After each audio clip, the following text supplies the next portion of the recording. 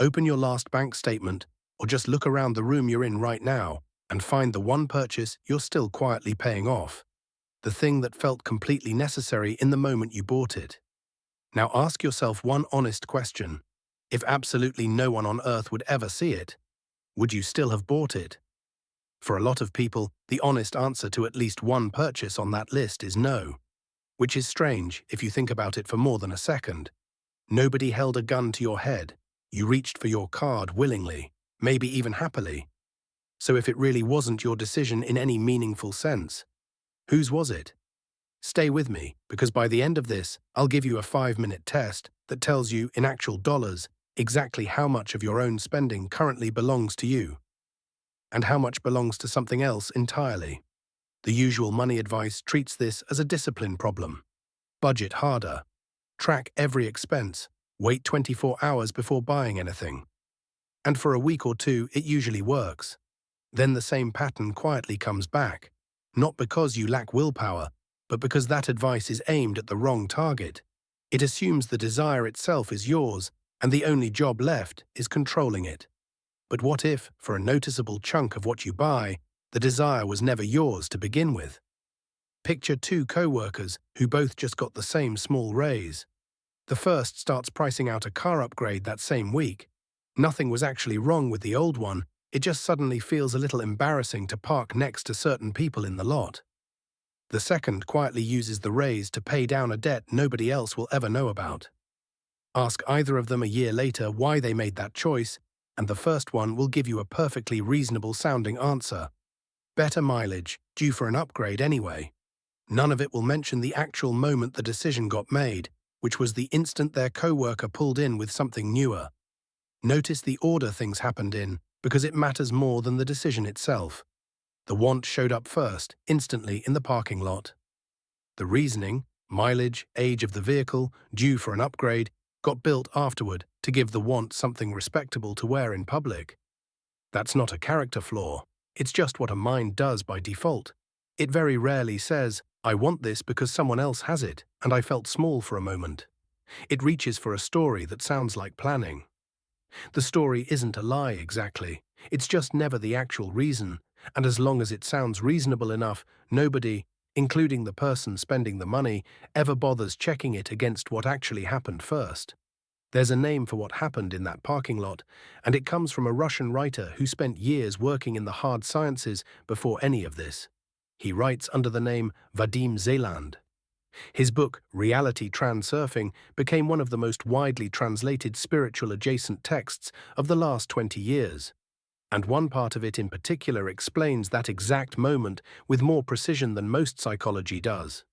Zeland calls them pendulums, his term for an energy structure that forms the moment a large number of people direct the same strong attention at the same thing.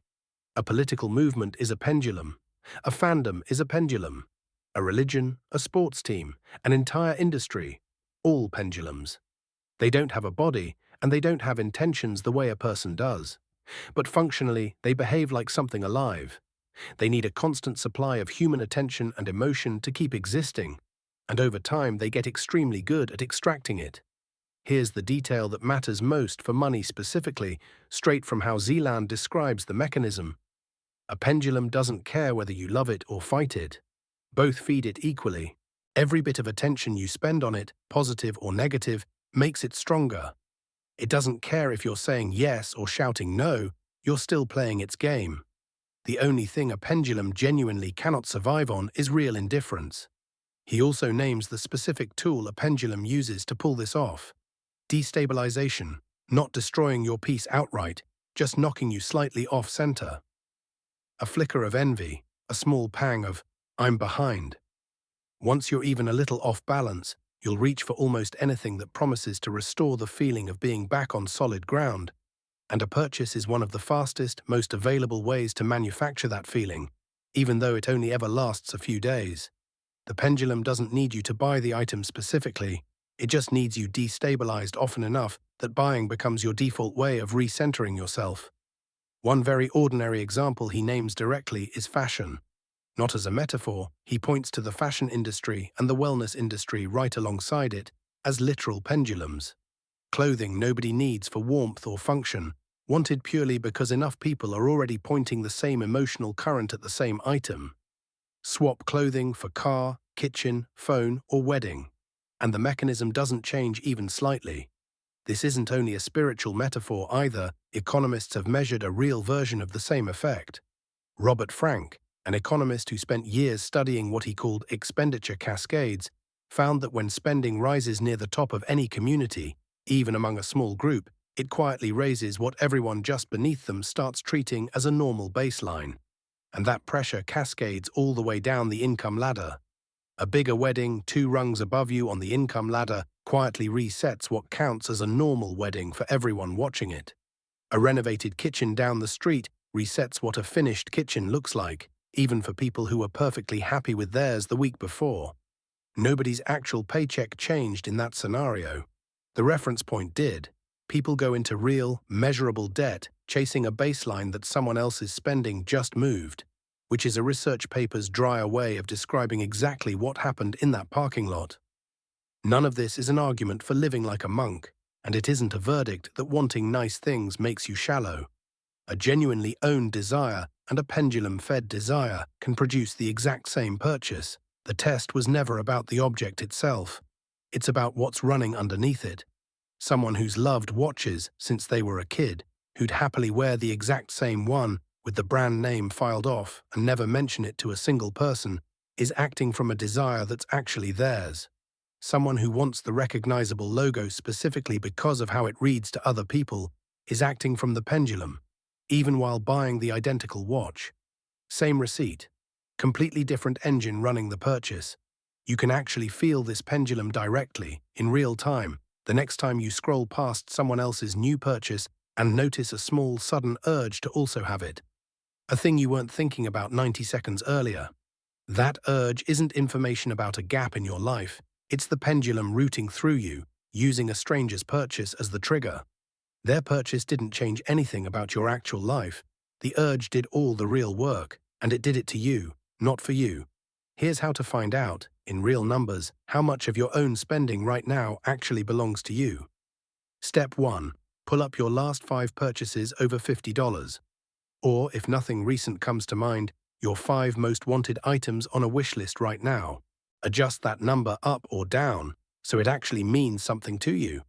$50 is a real decision for some people and pocket change for others, and the test only works on purchases that involved an actual moment of choosing. Write the list down. Not in your head, an actual list, on paper or in your notes app. Step 2. For each item, ask the one test question out loud, not silently in your head. If absolutely no one would ever know I had this, would I still want it? Say it out loud. The spoken version catches the half-second hesitation that the silent version lets you skip right past. Step 3. Cross out every item where the answer was no, or where you hesitated for more than a couple of seconds before answering. Add up the total dollar amount of everything you crossed out. That number is roughly what a pendulum is currently costing you from just 5 purchases. Step 4. For the next 7 days, before any purchase over that same $50 line, say the question out loud before you pay. Not after, before. If the answer comes back no, you don't have to refuse the purchase. The goal isn't austerity. Just notice in the moment of paying whose want you're actually funding. After 7 days, look back at what you bought and what you skipped. Most people running this for the first time aren't surprised by getting a no on something cheap and impulsive. They're surprised by getting a no on something expensive they'd spent weeks convincing themselves was a careful, considered decision. You might be thinking this sounds exhausting, interrogating every single purchase forever, second-guessing yourself at every register. That's not what this is. 7 days is a measurement, not a permanent way of living. You're not trying to install a lifelong habit of suspicion toward your own wants. You're trying to get one honest reading of how loud the pendulum currently is in your specific life, the same way you'd take your blood pressure once to know where you stand, not strap on a cuff for the rest of your life. Once you've seen the number, you'll recognize the feeling of a pendulum-fed want on sight without needing to run the full ritual every time. This won't make every future purchase perfectly yours. Pendulums are good at what they do, and some weeks the answer will still be no, and you'll buy it anyway, fully aware of why. That's fine. The goal was never zero pendulum-driven spending. It's being able to see, purchase by purchase, which lines in your budget are actually yours. Because once you can see the difference, you stop accidentally financing someone else's life with your own money. If you run the 5-purchase test, drop your number in the comments, just the dollar amount, nothing else needed. And if this is a different way of looking at money than the usual budgeting advice, not about discipline, but about figuring out which of your own wants were never actually yours to begin with, subscribe. This channel runs on mechanisms like this one, not motivation. Until next time.